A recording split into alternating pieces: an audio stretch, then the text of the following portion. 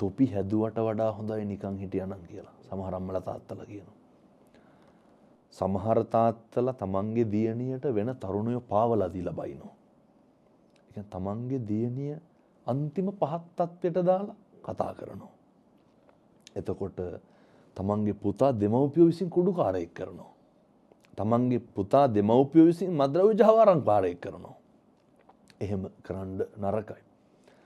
එතකොට අර එක තාත්තා කෙනෙක් මගෙන් අහනවා පහුගිය දවස්වල අර අපෙන් කෙරෙන්න තියෙන දේ කෙරෙන්නේ නැතුව දරුවන්ගෙන් විතරක් කෙරෙන්න තියෙන දේ බලාපොරොත්තු වෙන දෙමව්පියෝ ඉන්නවනේ.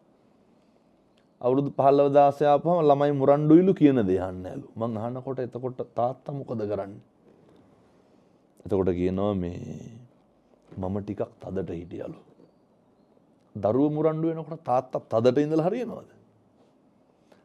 අර මෝඩ කතාවක් අයියර මම තදට ඉන්නවා අරයා බුරුලට ඉන්නවා කියලා කියනව නේද? එහෙම එකක් මේකේ තියෙන හේතුවක් නැහැ. පොඩි කාලේ දැන් දෙමව්පියන්ට පුරුද්දක් තියෙන්න ඕන දරුවොත් එක්ක ගිහිල්ලා පන්සලක බෝමලුව ඇමදලා චෛත්‍ය මලුව ඇමදලා දේවාලයකට ගිහිල්ලා නේ කිරියම්මට කිරියත්තට බැඳලා පුදලා අර ගෙවල් වල කොච්චර දබර වෙනවද දරුවෝ ඉස්සර කොච්චර කුණු හරප ගියා ගන්නවද කොච්චර ගහ ගන්නවද එතකොට කොච්චර පෙළනවද නේ අනේක ඒවත් එක්ක හැදෙනකොට මොකද වෙන්නේ? හොඳ දරුවෝ හැදෙයිද?